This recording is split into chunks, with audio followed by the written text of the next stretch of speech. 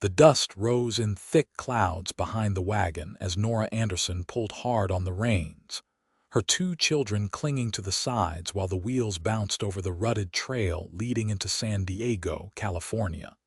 And she wondered if fleeing her husband's debts in Missouri had been the right choice after all. But there was no turning back now with their farm seized, and his creditors demanding payment she could never provide after he died. The year was 1876, and San Diego was still rough around the edges despite the railroad's arrival 2 years earlier. Nora's arms ached from holding the reins steady for the past 8 hours, but she refused to show weakness in front of her children.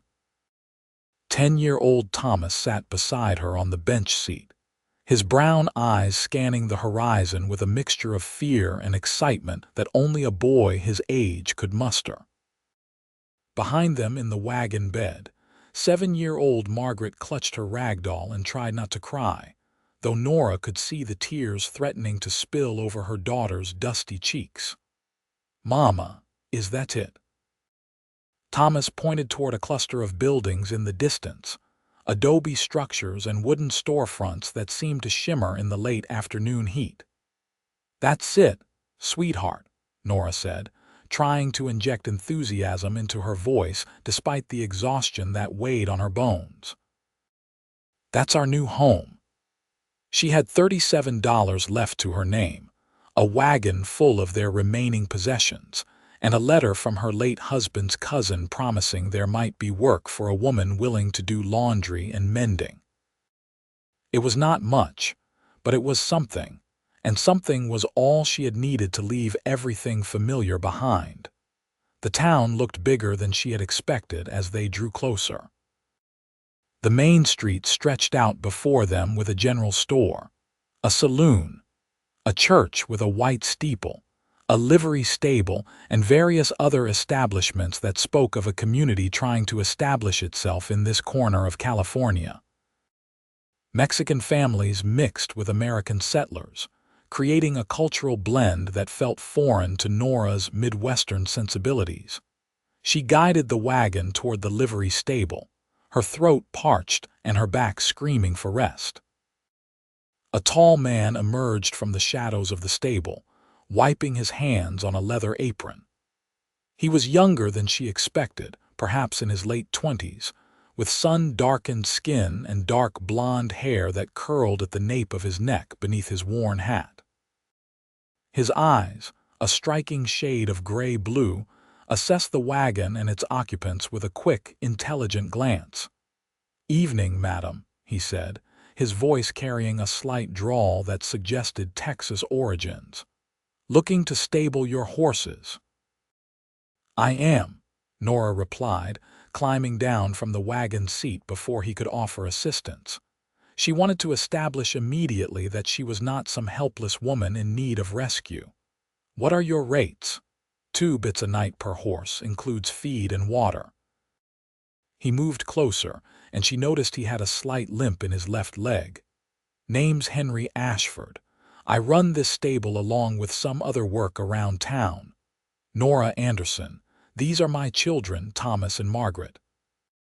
She reached up to help Margaret down from the wagon, feeling Henry's eyes on her but refusing to meet his gaze.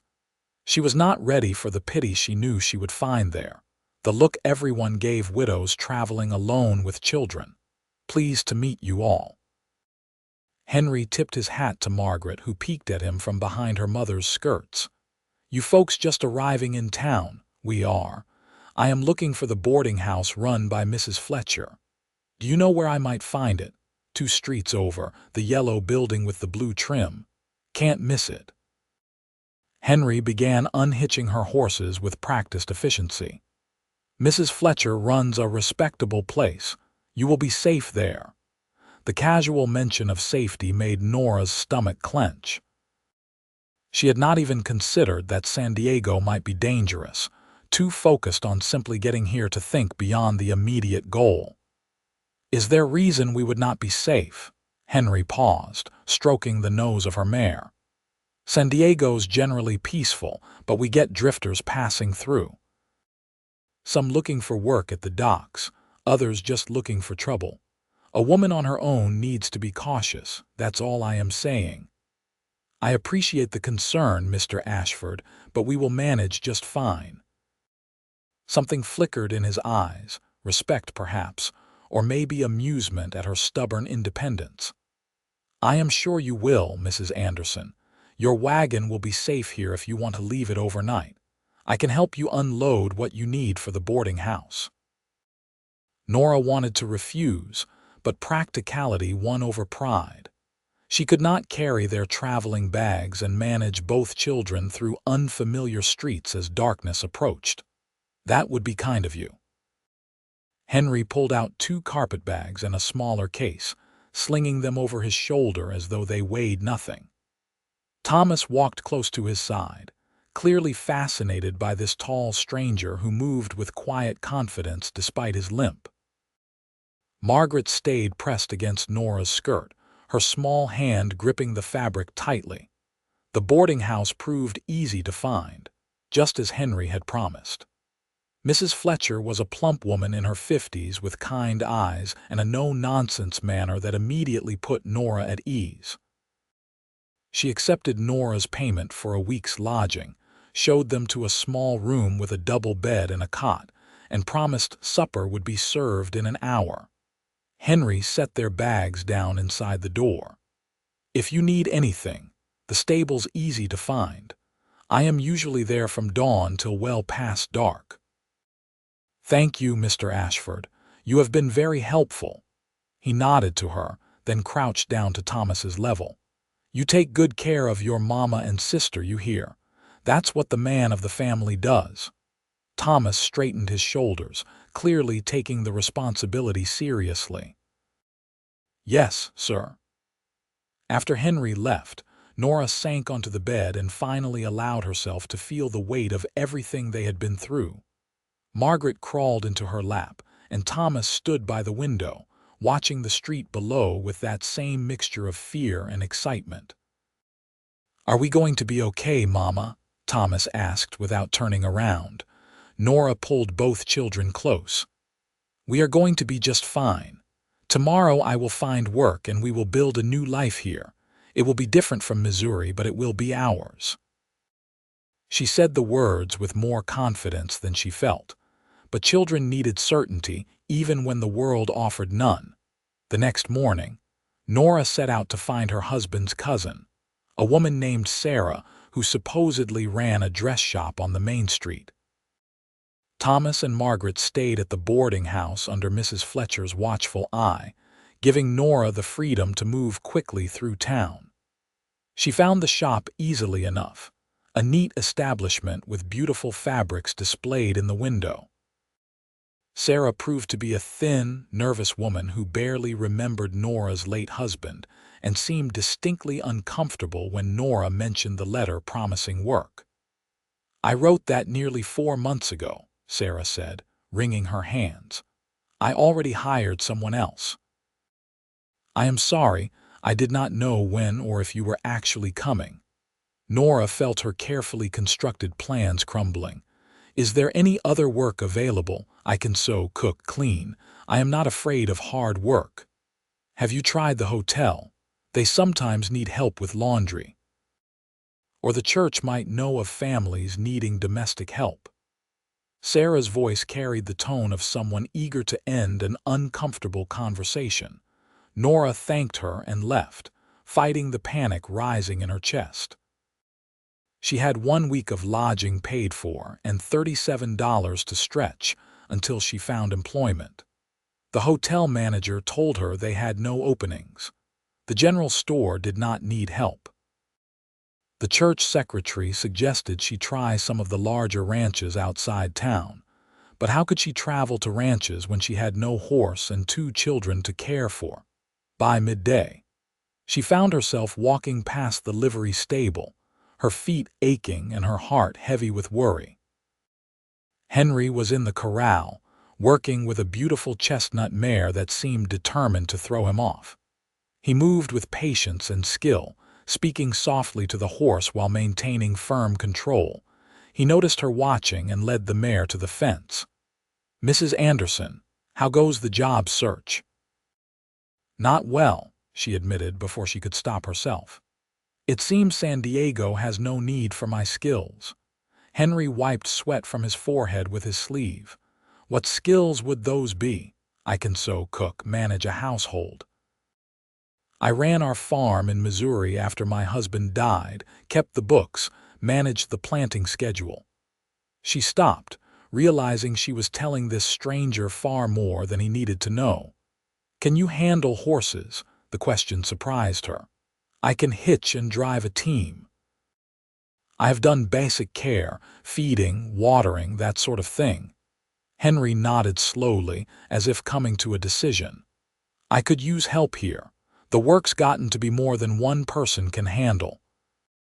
I have got contracts to break horses for 3 different ranches, plus the regular stable work, plus I shoe horses 2 days a week. I need someone who can handle the basic stable work so I can focus on the training. Mr. Ashford, I have 2 children. Stable's big enough. There is a small room in the back that's just used for storage now. We could clear it out, make it livable. They would be close by, you could work and keep an eye on them. Thomas looks old enough to help with some of the lighter work. I would pay you fair wages, and you would save on rent. Nora stared at him, trying to find the catch in his offer. Men did not help women they barely knew without expecting something in return. Her husband's creditors had made that abundantly clear when they suggested ways she might pay off his debts. Why would you do this? You do not know me. I know you drove your family hundreds of miles to start over. I know you are not afraid of hard work. I know you are trying to do right by your children. He met her eyes directly. And I know what it is like to be alone in a place where nobody wants to give you a chance. Something in his voice told Nora there was a story behind those words, pain that matched her own. What would you expect from me, Mr. Ashford? I need you to be clear about that. Understanding dawned in his gray-blue eyes, followed by something that might have been anger on her behalf. I expect honest work for honest pay, Mrs. Anderson, nothing more. You would have your own space, your own privacy. I am offering you a job, not anything else. She wanted to believe him, needed to believe him. When would I start? Tomorrow, if you are willing. We can spend today clearing out that back room and making it suitable. Bring your children along. They might as well see where they will be living. It was not what Nora had imagined when she left Missouri, living in a stable with her children and working for a cowboy she barely knew. But it was honest work and a roof over their heads, which was more than she had managed to secure anywhere else. All right, Mr. Ashford, we have a deal. His smile transformed his face, revealing a warmth she had not expected. Call me Henry, please. If we are going to be working together, might as well be on friendly terms. Then you should call me Nora. She returned to the boarding house to collect her children, explaining the situation as carefully as she could. Thomas was thrilled at the prospect of working with horses. Margaret was less enthusiastic, but willing to accept anything that meant they would stay together. The back room of the stable proved larger than Nora expected, with a small window that let in afternoon light and enough space for the narrow bed from her wagon plus pallets for the children. It smelled of hay and leather, not unpleasant, and Henry had already begun moving out the accumulated storage items. There is a water pump just outside, Henry said, showing her around. Privy is behind the building, clean and well maintained. The potbelly stove here can be used for heat and cooking simple meals, though you are welcome to use the fire pit in the yard for anything more elaborate. Thomas immediately began exploring every corner while Margaret stayed close to Nora, watching Henry with uncertain eyes. He seemed to understand the little girl's wariness and kept his distance, directing his comments to Nora or Thomas, but never pushing Margaret for interaction. They worked through the afternoon, Henry and Thomas hauling out old tack and broken equipment while Nora swept years of dust from the corners and scrubbed the floor. By evening, the room looked almost cozy, their few belongings arranged to create a sense of home. Henry had even found an old curtain to hang over the window, giving them privacy from the stable beyond. "There is a cafe down the street that serves good food cheap," Henry said as the sun began to set. "Why don't you let me buy you all supper? We can discuss the work schedule and what I will be paying you." Nora hesitated, not wanting to start their working relationship by accepting charity. "That is not necessary." "Maybe not, but I am hungry, and I would rather have company than eat alone. Besides, we really do need to discuss the particulars." So they went to the cafe, a small Mexican establishment run by a family who clearly knew Henry well. The mother greeted him warmly in Spanish, which he answered with what sounded like decent fluency, then brought them plates of enchiladas and beans that made Nora's mouth water. Over supper, Henry explained that he would pay her $25 a month plus room and board. It was more than she had hoped for, honest wages that would allow her to start saving again.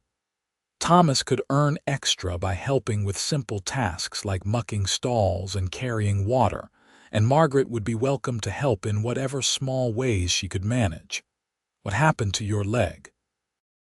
Thomas asked suddenly, with the blunt curiosity of childhood. "Thomas." Nora was mortified, but Henry just laughed. "It is all right. I broke it a few years back, breaking a particularly stubborn stallion. Healed wrong because I did not rest it proper.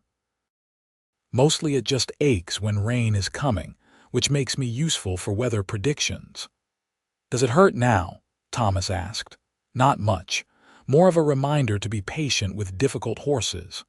Margaret spoke for the first time since they had sat down, her voice barely above a whisper. "Do you have a family?" Henry's expression softened.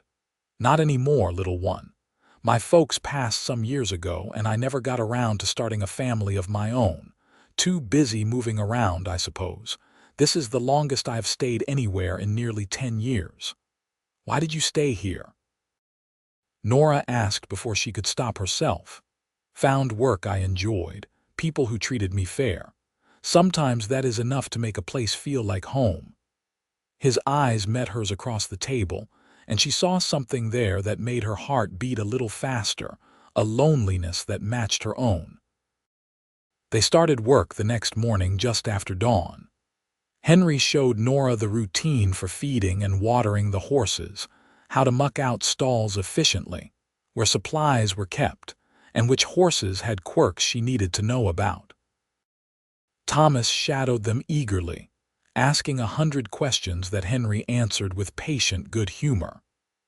Margaret sat in a corner of the stable with her doll, watching everything with solemn eyes.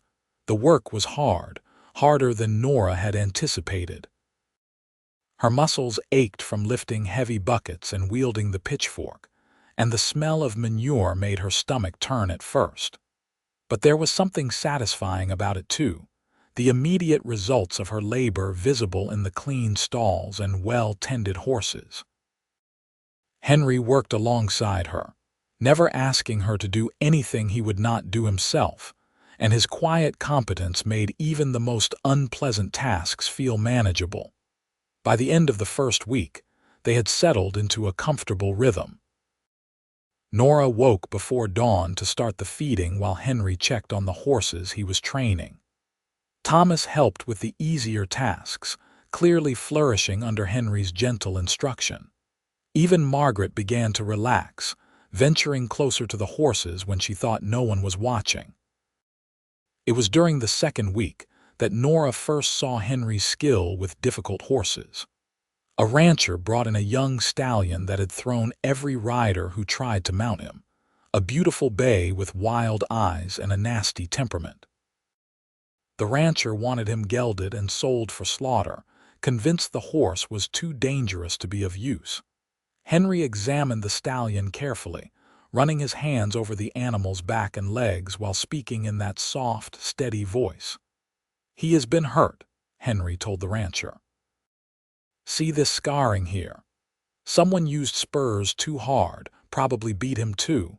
He is not mean, he is scared. Scared or mean, I cannot use him. Will you take him off my hands for $20?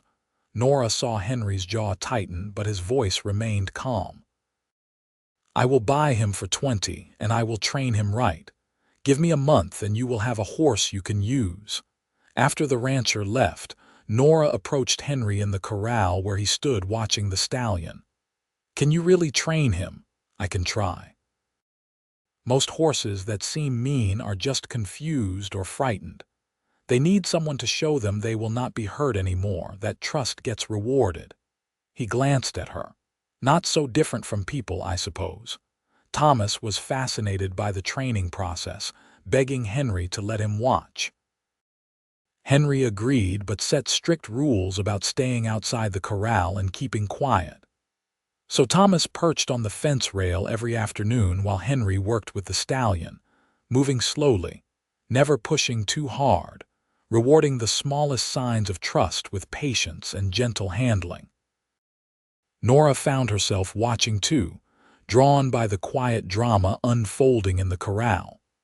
She saw in Henry's work a kindness she had not expected, a willingness to invest time and effort into a creature everyone else had dismissed as worthless. It made her wonder what other depths existed beneath his quiet exterior. One evening after the stable work was done, Thomas was helping Henry clean tack in the yard while Margaret played nearby. Nora was preparing a simple supper on the fire pit, beans and cornbread that would stretch their food budget.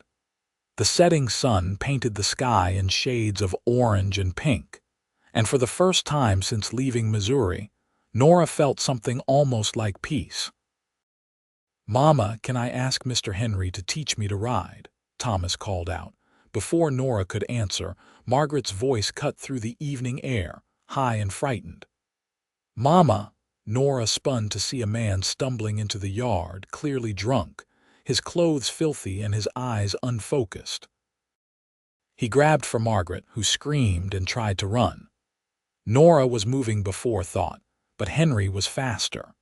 He crossed the distance in 3 long strides despite his limp and put himself between the drunk and Margaret, scooping the little girl up in one smooth motion. "You need to leave," Henry said, his voice carrying an edge Nora had never heard before. "Now." The drunk swayed, squinting at Henry. "Just wanted to see the pretty little girl." "She is not for you to see. Get off this property before I have the sheriff escort you to a cell."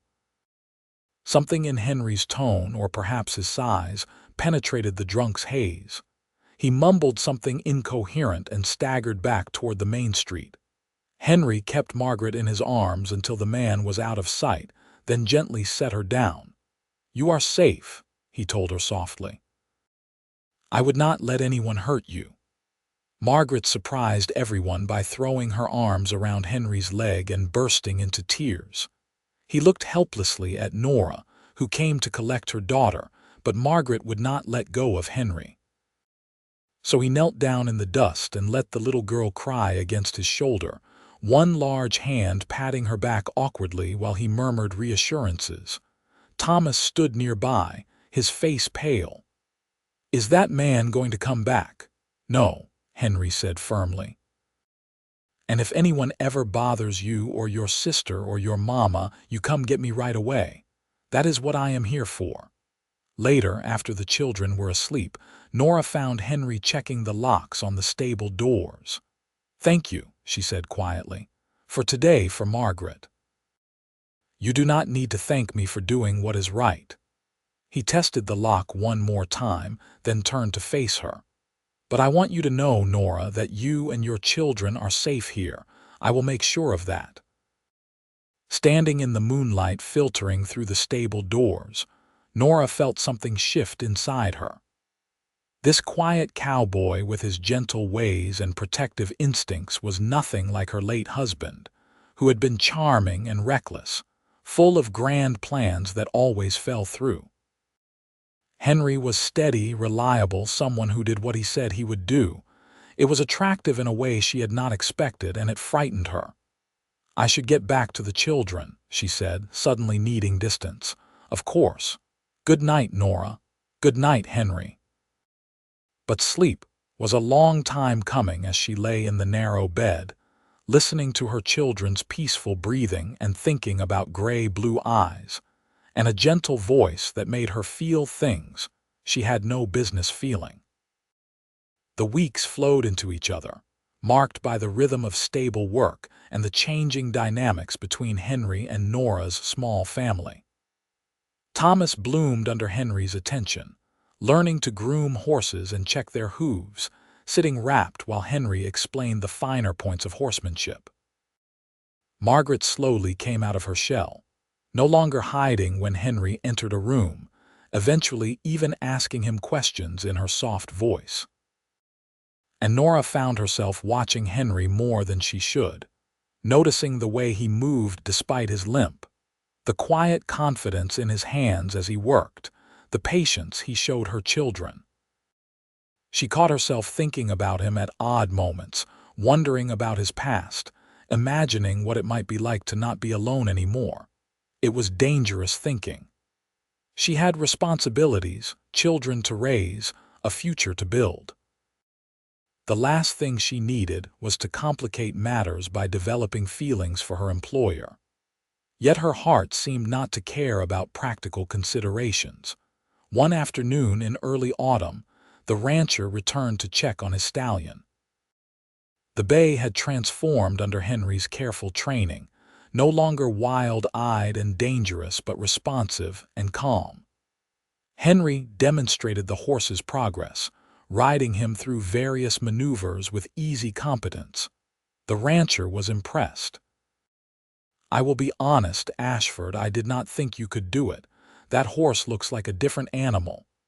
"He just needed someone to treat him right," Henry said, dismounting. "He will make a fine working horse now. What do I owe you for the training?" We agreed on 20 for purchase. "Give me another 30 for the month's training and we will call it square." After the rancher left, leading his transformed horse, Thomas appeared at Henry's elbow. "You could have asked for more money. He would have paid it." Henry ruffled the boy's hair. "Maybe, but I gave my word on the price." "A man's word means something, Thomas. You remember that.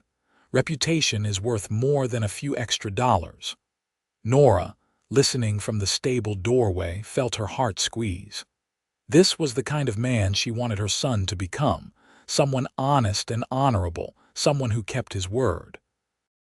The fact that Thomas was learning these lessons from Henry, rather than his own father, brought a confusing mix of gratitude and guilt.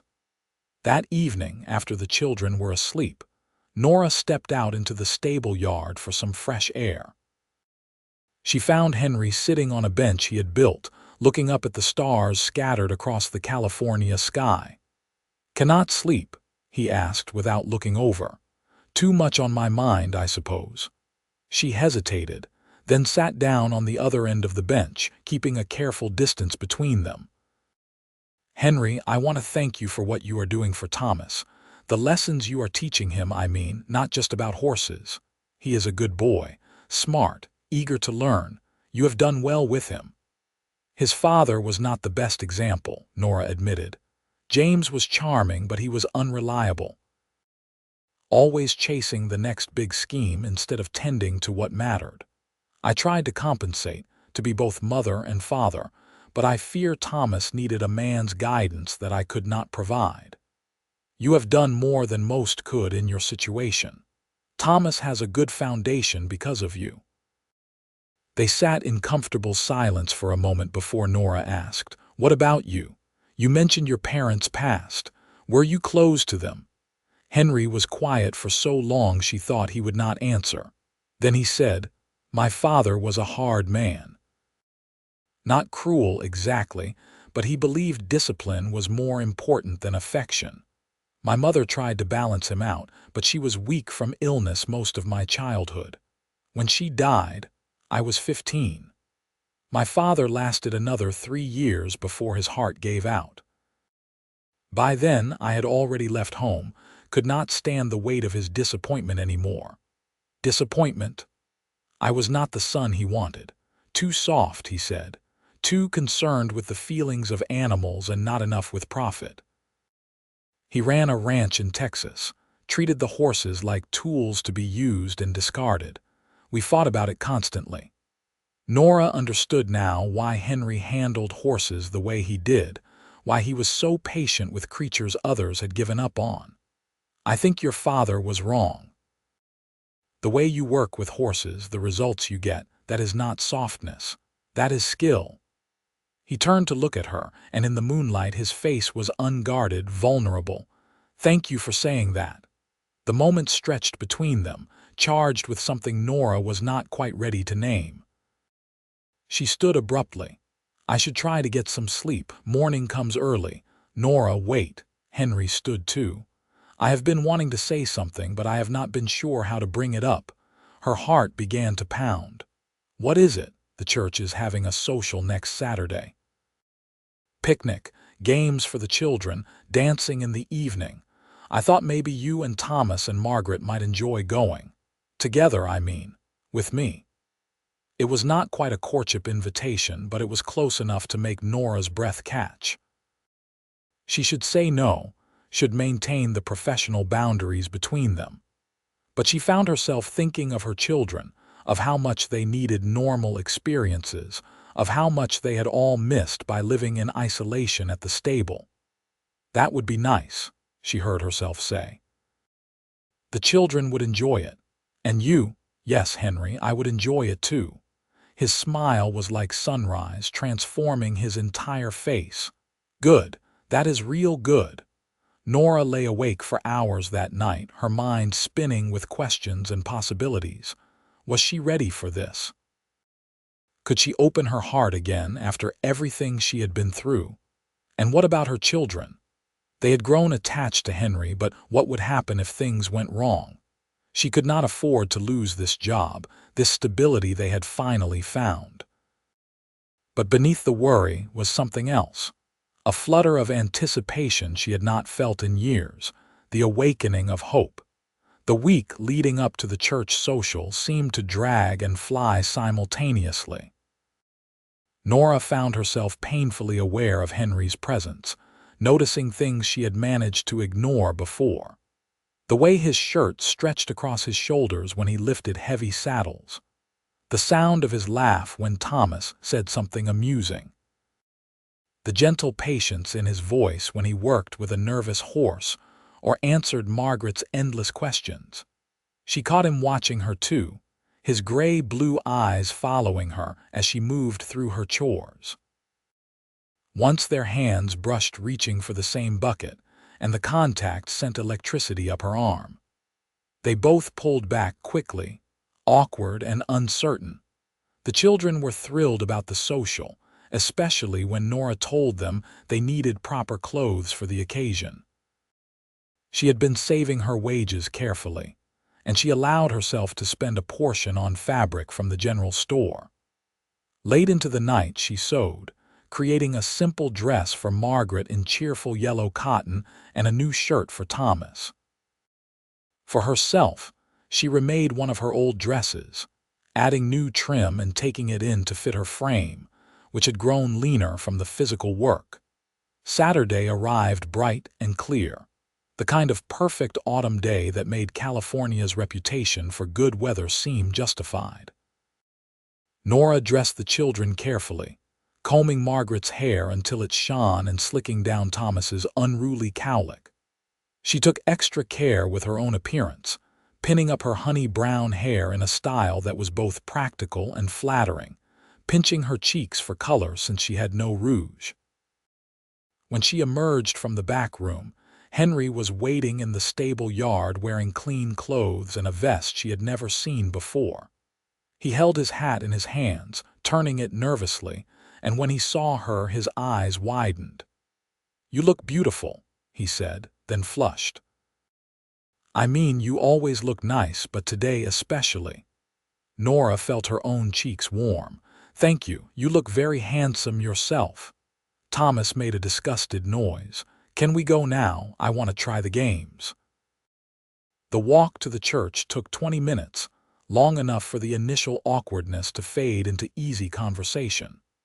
Margaret slipped her hand into Henry's without being asked, chattering about her doll's adventures, while Thomas ran ahead, eager to reach the festivities. The churchyard was transformed with long tables laden with food, games set up for children, and bunting strung between the trees. Families gathered in clusters, and Nora felt suddenly self-conscious, aware that she and Henry would be seen as a unit, that people would draw conclusions about their relationship. But Henry seemed unconcerned with appearances. He introduced her to people he knew, his hand occasionally resting on the small of her back in a gesture that felt both proprietary and protective. The touches were brief, probably meaningless, but they sent warmth spreading through Nora's chest.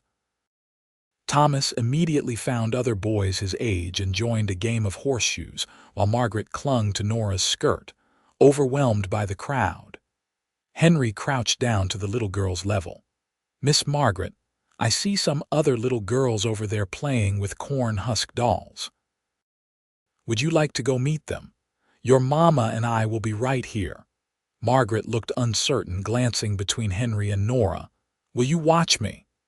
"Every moment," Henry promised solemnly, so Margaret ventured off, still hesitant but drawn by the lure of potential playmates. Nora and Henry found themselves alone at the edge of the gathering, and suddenly the easy conversation dried up, replaced by nervous awareness. "This is nice," Nora said, just to fill the silence. "The children need this kind of thing. And you, what do you need?" The question caught her off guard. "I do not know any more. For so long I have focused on what the children need, what we all need to survive. I have not thought about myself." "Maybe you should start." Henry's voice was gentle but serious. "You are not just a mother, Nora. You are a person with your own needs and wants." Before she could respond, Mrs. Fletcher from the boarding house approached with another woman in tow. "Mrs. Anderson, how lovely to see you, and Mr. Ashford, looking quite dapper. I wanted to introduce you to Mrs. Chen, who runs the Chinese laundry. She was just saying she needs help with deliveries."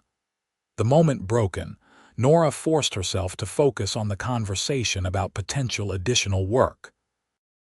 But her mind kept circling back to Henry's words, to the way he saw her as more than just a mother, more than just his employee. The afternoon passed in a pleasant blur of food and conversation and watching the children play. Thomas won a prize at horseshoes and came running to show them, his face flushed with pride. Margaret slowly warmed to the other girls and was soon giggling over some shared joke, her earlier shyness forgotten. As evening approached, musicians began to set up for dancing. Couples started to form, and Nora felt her heart begin to race. She had not danced in years, not since before Margaret was born. James had never enjoyed dancing, calling it frivolous, but Nora had always loved it, the music and movement, the feeling of being swept into something larger than herself.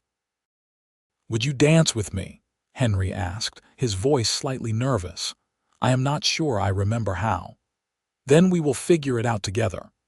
He led her to the cleared area serving as a dance floor, placing his hand on her waist with careful respect, holding her other hand in his. The fiddler struck up a waltz and they began to move.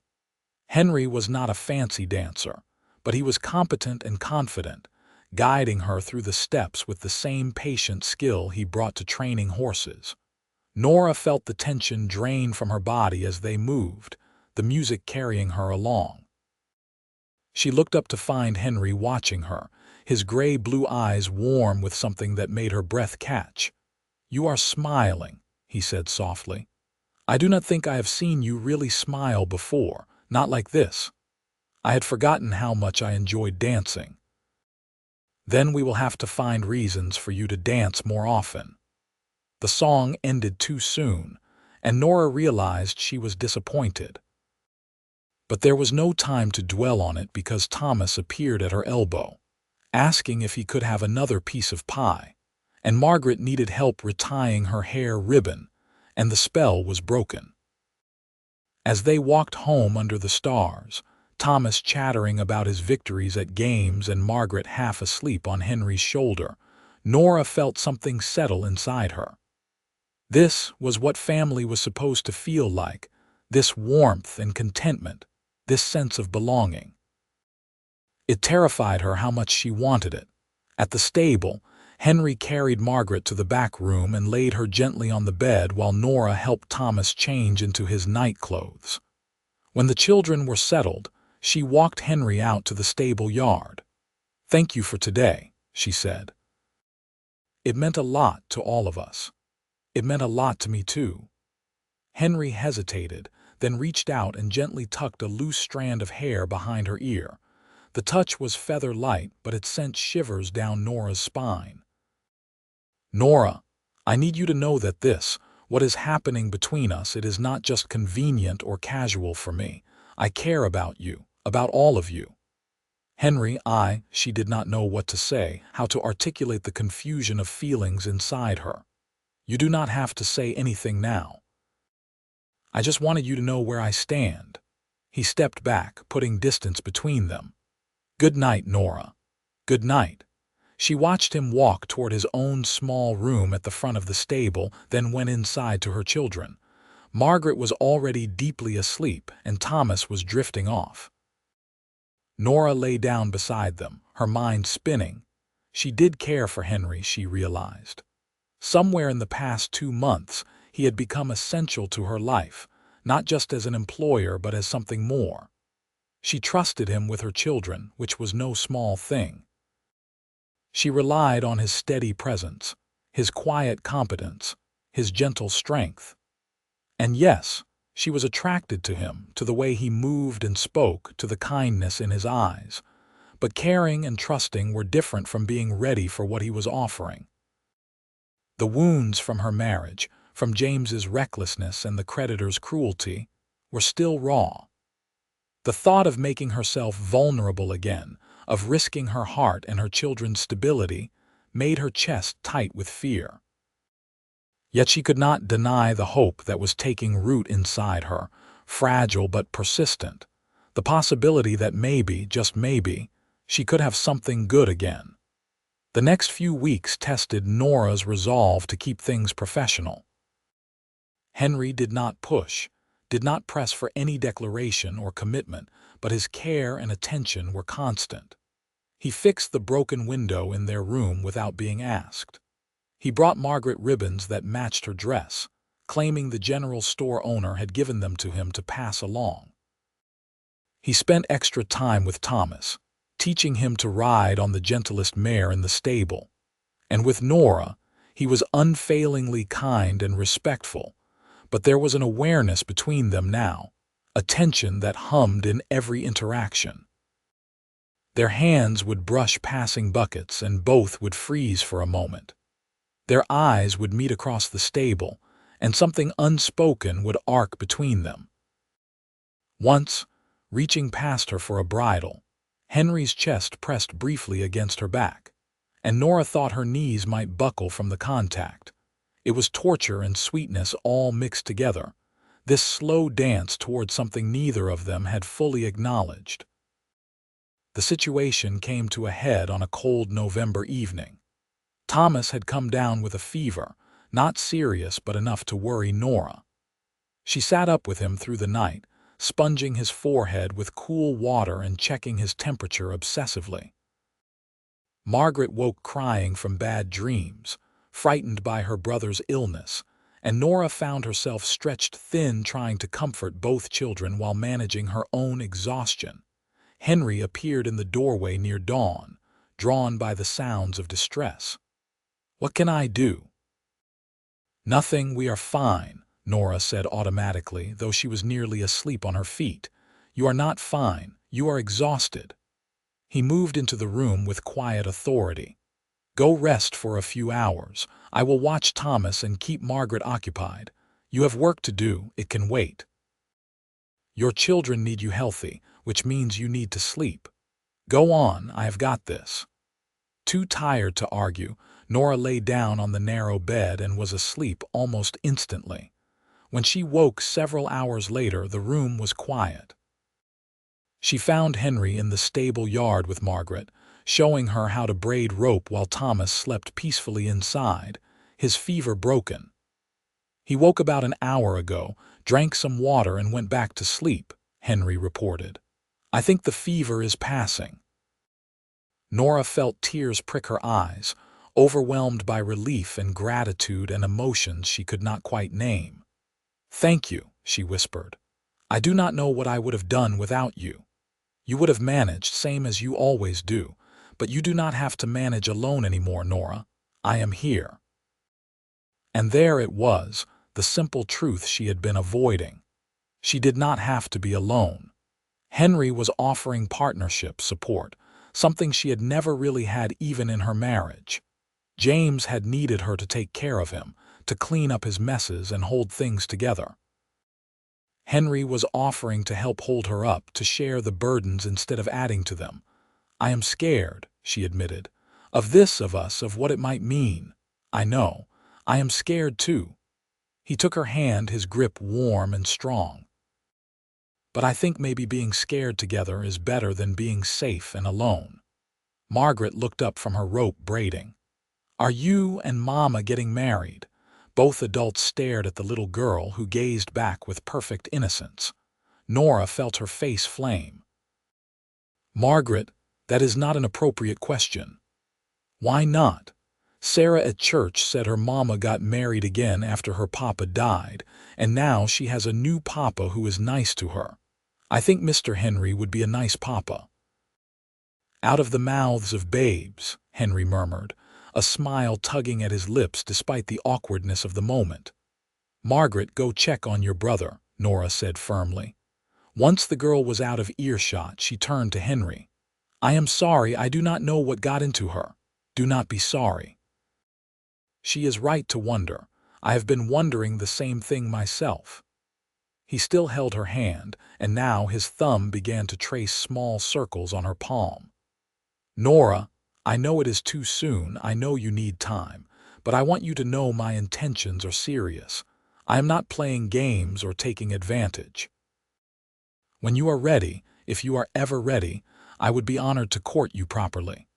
Nora's heart felt too big for her chest. "I think we have been courting already in our own way. Then maybe we just need to make it official." She thought of her children, of Thomas's hero worship and Margaret's growing attachment. She thought of the stability Henry offered, not just financial but emotional, the steady presence that made every day feel more secure. She thought of the way her heart lifted when she heard his voice, the way her body responded to his nearness. "Yes," she said quietly. "Yes, let us make it official. I would like that very much." Henry's smile could have lit the whole stable. He lifted her hand to his lips and pressed a gentle kiss to her knuckles, a gesture so old-fashioned and sweet that Nora felt her eyes well with tears. "I will court you proper, Nora Anderson. I will do this right." And he did. Over the following weeks, Henry proved himself to be a patient and thoughtful suitor. He carved a small horse for Margaret and taught Thomas advanced riding techniques. He brought Nora wildflowers picked from the hills outside town and shared his lunch with her on quiet afternoons. They took walks in the evening after the children were asleep, talking about everything and nothing, learning each other's stories and dreams. Henry told her about his years drifting from town to town, never quite finding a place that felt like home until he landed in San Diego. Nora told him about her marriage, the good parts and the hard parts, the love she had felt for James despite his flaws, and the relief mixed with grief when he died. "You think it is wrong to be relieved?" she asked one evening as they sat on their bench under the stars. "I loved him, but his death meant the chaos stopped. Does that make me a terrible person? It makes you human. Love is not simple, Nora. People can love each other and still not be right for each other. You did your best in a difficult situation." I want Thomas and Margaret to remember the good things about their father, but I also want them to understand that his way of living was not sustainable. Is that unfair to his memory? It is honest. Children need honesty more than they need perfect stories. Henry took her hand, lacing his fingers through hers. And they need to see what a real partnership looks like, built on respect and support and shared burdens. You are giving them that by letting me be part of your lives. As winter approached, their courtship deepened into something solid and real. Henry kissed her for the first time on a December evening, a sweet, gentle press of lips that left Nora trembling. He held her face in his hands like she was something precious, and when he pulled back his eyes were full of emotion. "I love you," he said simply. "I have loved you for a while now, but I wanted to wait until you were ready to hear it." "I love you too," Nora whispered, and saying the words felt like shedding a weight she had not realized she was carrying. "I did not think I could feel this way again, but I do. I love you, Henry." They told the children at Christmas, though Margaret claimed she had known all along, and Thomas just shrugged like it was obvious. Over a special dinner of roasted chicken that Henry had purchased at great expense, Henry formally asked for permission to marry their mother. "Thomas, as the man of the family, I need your blessing. And Margaret, I need yours too. I want to marry your mama and be a proper father to both of you if you will have me." Thomas looked at his plate for a long moment, and Nora held her breath, suddenly terrified that her son might object. Then Thomas looked up, his young face serious beyond his years. "Will you teach me everything you know about horses, every bit of it? And will you take care of Mama and Margaret, with my whole heart, every day of my life? Then yes, you can marry Mama." Margaret threw her arms around Henry's neck. "Can I call you Papa?" Henry's voice was thick with emotion. "I would be honored, little one." They married in February of 1877 at the same church where they had danced at the social. It was a small ceremony with just a few friends as witnesses, but it felt more meaningful than any grand affair could have been. Nora wore a new dress of deep blue that Henry had insisted on buying, and he wore a suit that made him look heartbreakingly handsome. When the preacher pronounced them husband and wife, Henry kissed her with a tenderness that made Nora's heart overflow. This was what marriage was supposed to be, this partnership and respect and genuine affection. This was what she had been searching for without even knowing it. They moved into a small house Henry rented at the edge of town, with a real bedroom for Nora and Henry and a separate room for the children. It felt impossibly luxurious after months in the stable, though they kept their connection to the livery, with Nora helping out when needed, and Thomas spending most of his free time there learning from Henry. The first months of marriage brought adjustments and awkwardness as they learned to share space and lives fully. Nora was used to making all decisions herself and had to learn to consult Henry. Henry was used to solitude and had to adjust to constant noise and activity. But they worked through each challenge with patience and humor, committed to building something lasting. The physical intimacy of marriage terrified Nora at first, her experience with James having been perfunctory at best. But Henry approached her with the same gentle patience he brought to everything else, taking his time, making sure she felt safe and cherished. Their wedding night was not passionate fire but slow discovery, and when Nora woke the next morning in Henry's arms, she felt more at peace than she could ever remember feeling. As spring arrived, they fell into comfortable rhythms. Nora continued to help at the stable while also taking on additional work from Mrs. Chen's laundry service, determined to contribute financially to their household. Henry's reputation as a horse trainer grew, bringing more business and better income. Thomas thrived under Henry's guidance, growing confident and capable. Margaret bloomed like a flower, her earlier anxiety replaced by security and joy. One evening in late spring, Nora stood at the stove preparing supper while Henry helped Margaret with her letters at the kitchen table. Thomas was in the yard practicing his rope work, and through the window Nora could see the last light of day painting everything golden. A wave of emotion washed over her, so strong it made her pause. "What is it?" Henry asked, always attuned to her moods. "Nothing. Everything. I am just so happy, and it scares me sometimes. Like if I acknowledge how good things are, they might disappear." Henry stood and crossed to her, wrapping his arms around her from behind, his chin resting on the top of her head. "They are not going to disappear. This is real, Nora.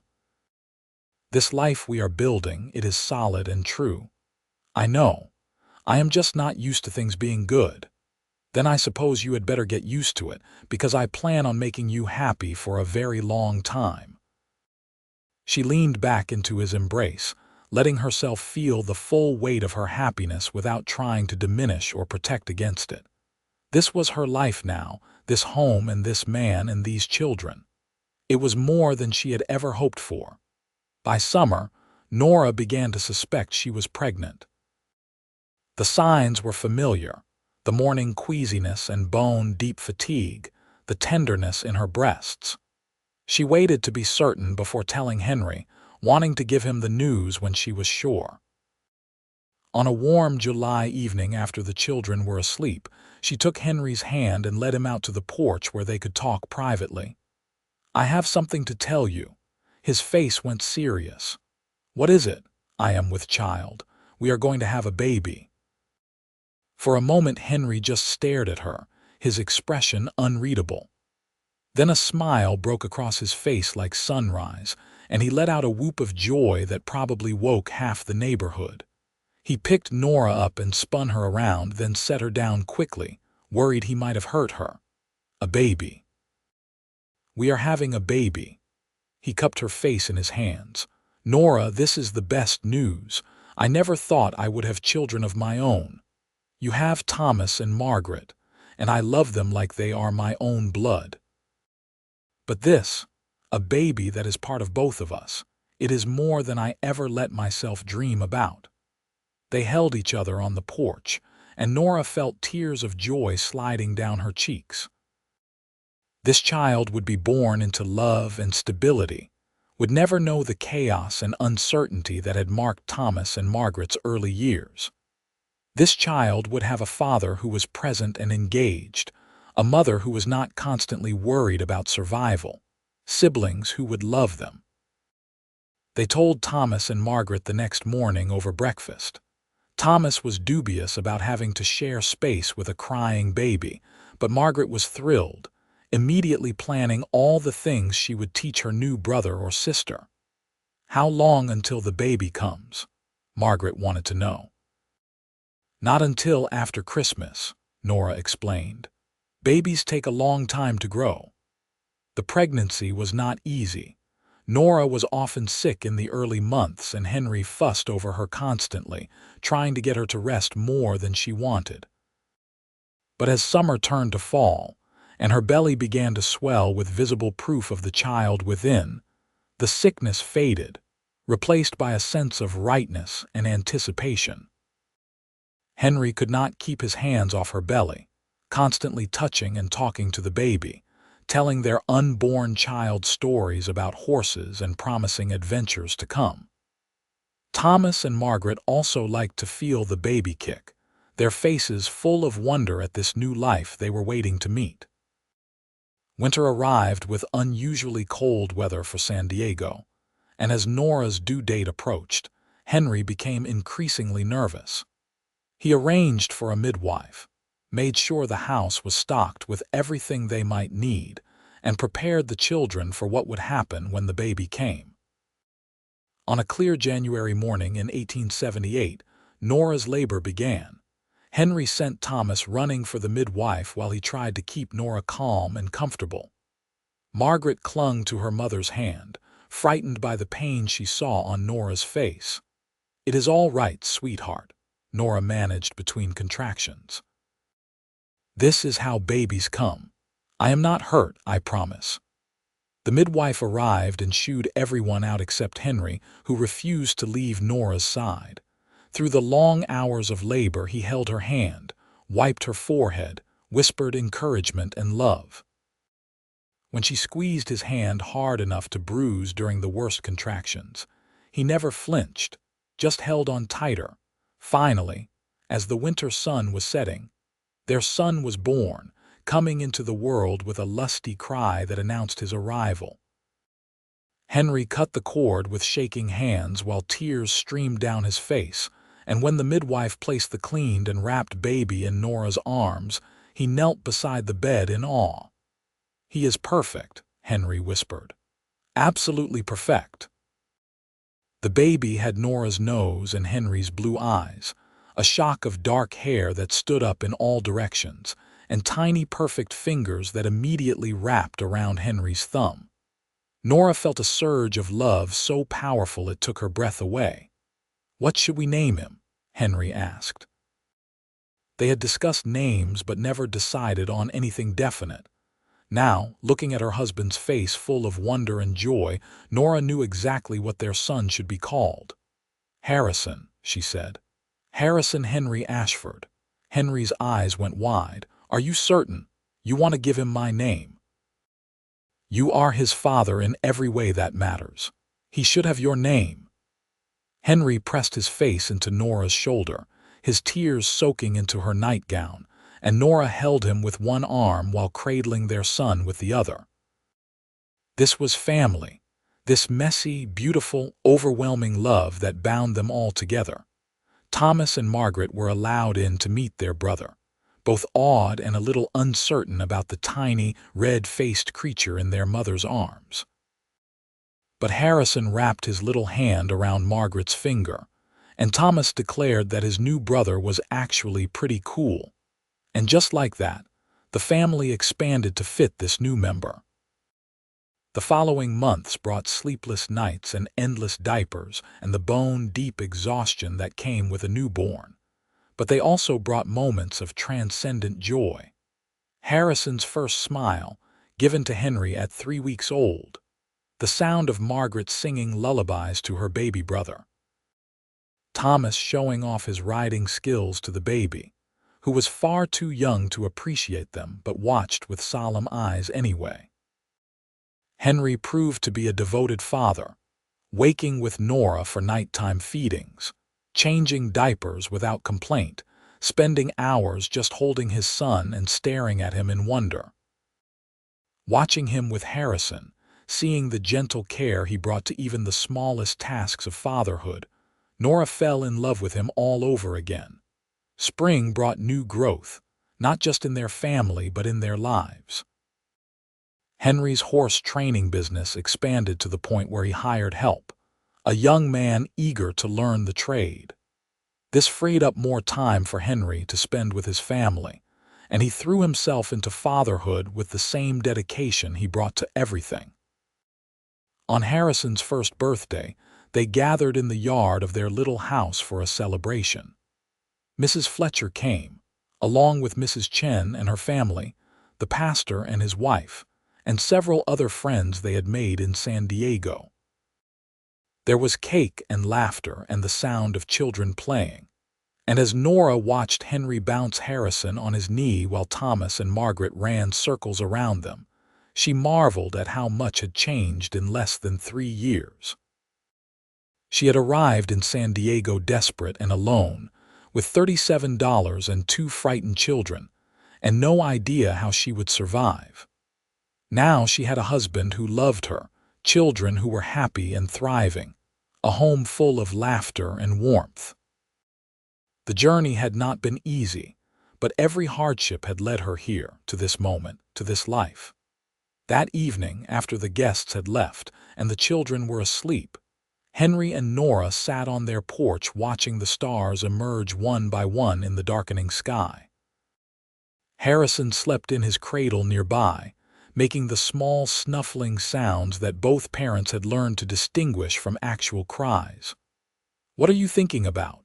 Henry asked, his arm around Nora's shoulders. "About the day we met, when I drove into town with no prospects and no plan. I was so scared, trying so hard to seem confident when I was terrified. I remember. I also remember thinking you were the bravest woman I had ever seen, refusing to let the world break you. I was not brave. I was desperate. Sometimes those are the same thing." He pressed a kiss to her temple. "I am grateful every day that you took a chance on me, that you let me into your life. I am grateful you saw us as more than a charity case, that you treated my children with kindness when you had no obligation to do so." "Those children were never an obligation, Nora. They were a gift, just like you. Thomas and Margaret taught me I could be a father, that I had something to offer beyond just horse training. They helped me see myself differently. And now we have Harrison." "Now we have Harrison," Henry agreed, his voice full of wonder that had not dimmed in the year since their son's birth. "Sometimes I have to pinch myself to believe this is really my life. Do you miss it? The freedom of drifting, no responsibilities tying you down, not even for a moment. This, right here, this is what I was searching for all those years without knowing it. A home, a family, someone to build a life with. You gave me that, Nora. We gave it to each other." They sat in comfortable silence, watching the stars and listening to the night sounds of San Diego. In the distance, a coyote howled, and closer by an owl called out its hunting song. The wind rustled through the pepper trees, carrying the salt smell of the ocean a few miles distant.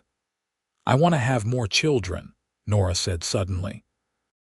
"If we are blessed with them, I would like to fill this house with life and noise and love." Henry's smile was visible even in the darkness. "I would like that too, though we might need a bigger house." "Then we will get a bigger house. We will build the life we want, Henry, piece by piece." "We already are, my love. We already are." The years flowed forward, each one building on the last. Thomas grew into a capable young man, taking over more of the horse training work alongside Henry. At 16, he was already developing a reputation of his own, known for his skill with difficult horses and his unshakable patience. He would always credit Henry with teaching him everything important, not just about horses, but about being a man of honor. Margaret blossomed into a lovely girl, creative and kind, who helped Nora with the younger children, and showed a talent for sewing that led to apprenticeship with a dressmaker in town. She remained close to both her parents, though she had started to notice boys noticing her, which made Henry grumble about needing to clean his rifle. Harrison grew into a sturdy, curious boy with his father's calm demeanor and his mother's determination. He was followed by a daughter named Hannah in 1880, and then another son, Matthew, in 1882. The little house became too small, and true to his word, Henry built them a larger home on property he purchased outside town, with a bigger stable and a yard where children could run and play. Nora watched her family expand and her children thrive, and she never took a single day for granted. She remembered too well the desperate woman who had driven into San Diego with everything she owned in a wagon, praying for a chance to start over. That woman seemed like a stranger now, though Nora knew she lived on somewhere inside her, a reminder of how far they had come. On a warm summer evening in 1885, as the sun set over California in a blaze of orange and gold, 3 generations gathered in the yard of the Ashford home. Thomas had recently married a sweet girl named Emma, and they were expecting their first child. Margaret was courting a young carpenter with Henry's cautious blessing. Harrison was 7, Hannah was 5, and Matthew had just turned 3, all of them running and playing with the boundless energy of childhood. Henry stood at the grill, turning steaks for dinner while Nora set the long outdoor table. They moved around each other with the practiced ease of a decade together, anticipating each other's needs without words. When their hands brushed reaching for the same plate, they shared a smile full of private meaning. "Hard to believe this is our life," Henry said, echoing Nora's thoughts. "Is it what you imagined when you offered me that job at the stable?" "I did not dare imagine anything this good. I just knew I wanted to help you, wanted to be near you. The rest unfolded like a gift." Nora stepped close to her husband, standing on tiptoe to kiss his cheek. "The best gifts are the ones we build ourselves, with time and effort and love. That is what we did, Henry. We built this life together." As the family gathered around the table, the conversation flowing with laughter and stories, Nora looked at each beloved face and felt her heart overflow. Her children needed a father's strong hand, and instead Henry had given them gentle guidance, teaching by example rather than force, showing them what it meant to be kind and honest and true. And he had given Nora his heart, freely and completely, holding nothing back. In return, she had given him hers, along with a family and a home and a love that deepened with each passing year. They had both been lost when they found each other, both searching for something they could not name.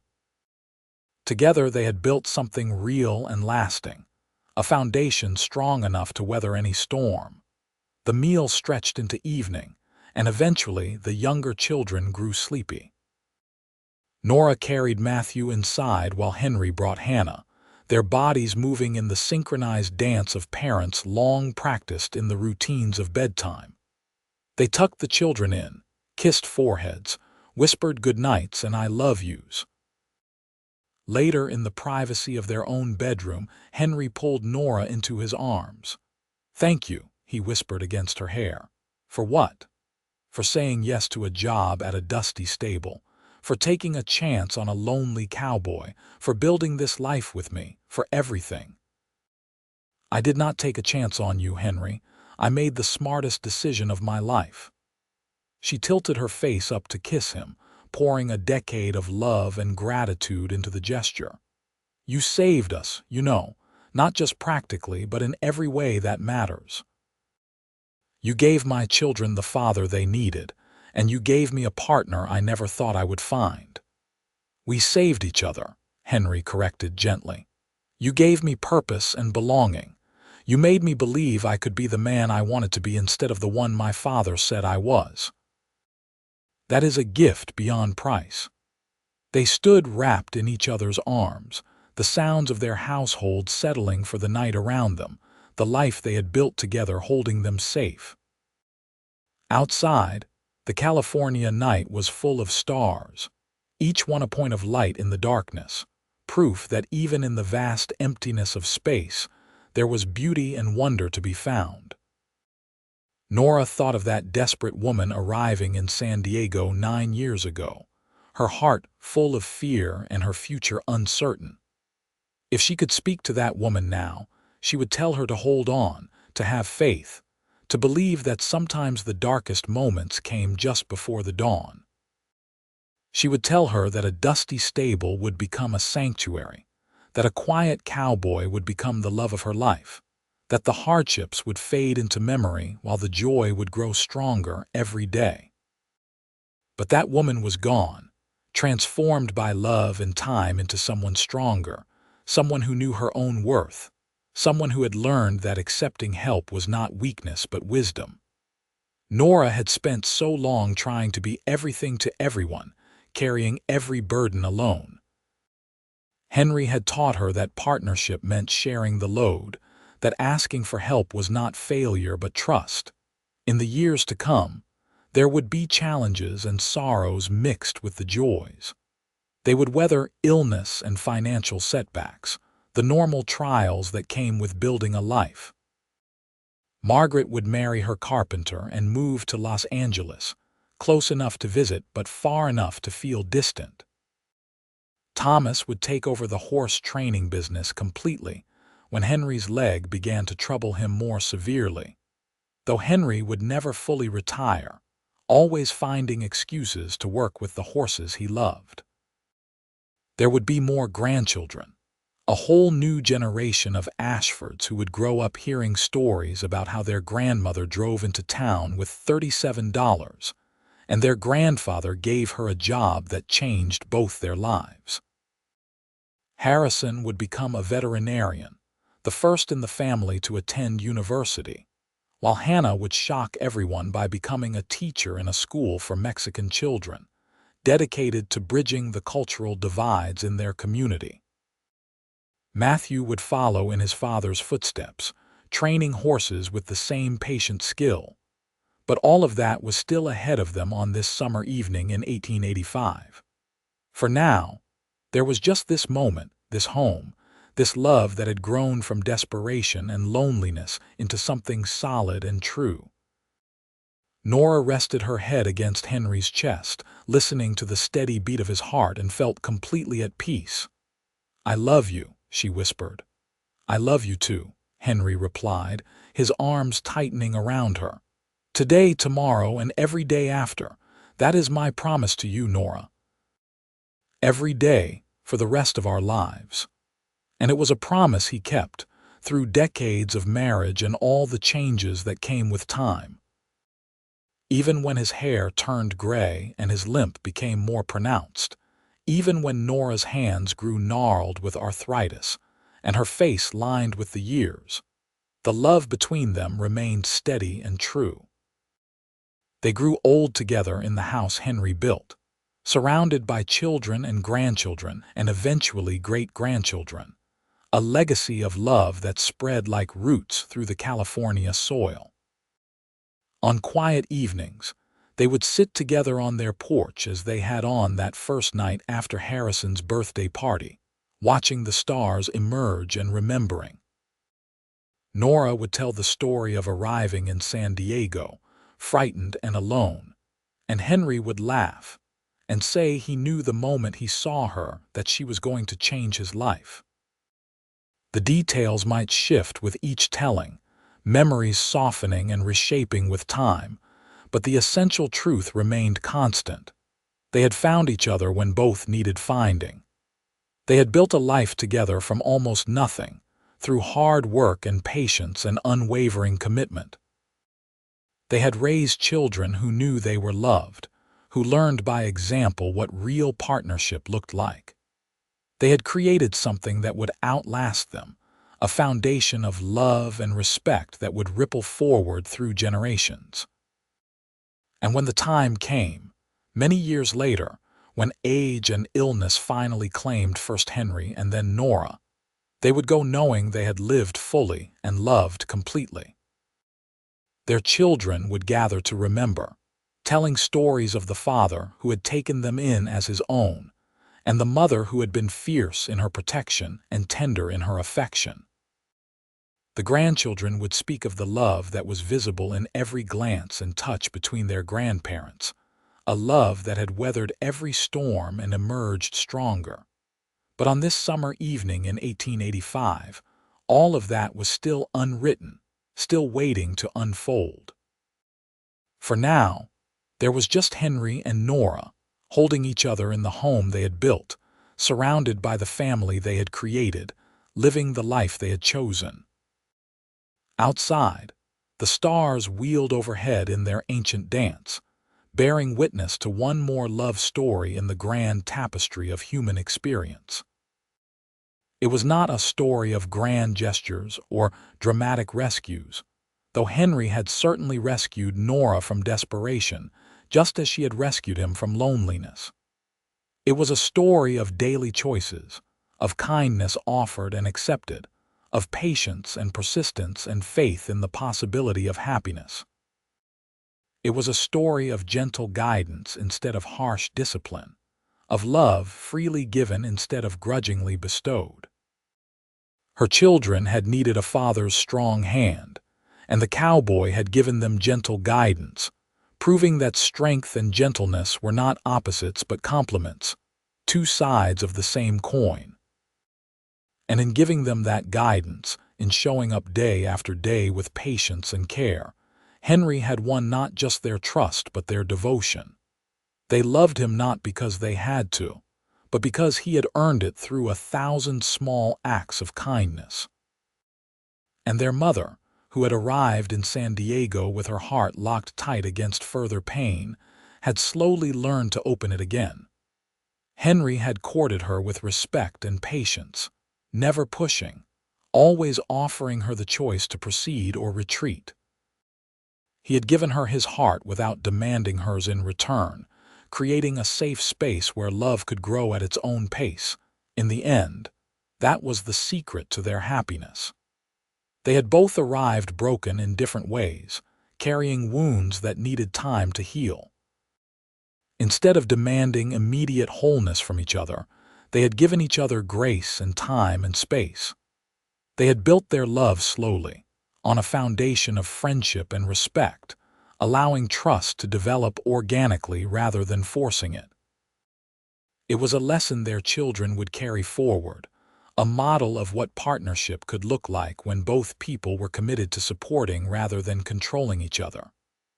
Thomas would build his marriage on the same foundation, treating Emma as an equal partner rather than a possession. Margaret would refuse to settle for anything less than a man who respected her intelligence and supported her ambitions. Harrison, Hannah, and Matthew would all seek partners who understood that love was not about ownership, but about mutual growth. The legacy Henry and Nora built together extended far beyond their individual lives, rippling outward in ways they could never fully measure. But the impact was real and lasting, proof that even in the hardest circumstances, it was possible to choose love over fear, hope over despair, connection over isolation. As the night deepened and the house grew quiet, Henry and Nora finally retreated to their bedroom, the day's work done and the children all settled. They prepared for bed with the comfortable routine of long marriage, Henry hanging up his clothes while Nora brushed out her hair, the small domestic rituals that marked the end of another day. Sliding into bed beside her husband, Nora felt the familiar warmth of his body next to hers, the solid reality of his presence. She had spent so many nights alone, even when married to James, feeling isolated despite sharing a bed. With Henry, she never felt alone even in silence. Happy? Henry asked, his hand finding hers under the quilt. Impossibly so, Nora replied. There are moments I have to remind myself this is real, that I get to keep this life we have built. You get to keep it, Henry assured her. We both do. This is ours, Nora, built to last. And it did last. Through all the years that followed, through every challenge and celebration, through the ordinary days and the extraordinary ones. The love between Henry and Nora Ashford became a touchstone for their family, a reminder that even from the most desperate circumstances, it was possible to build something beautiful and lasting.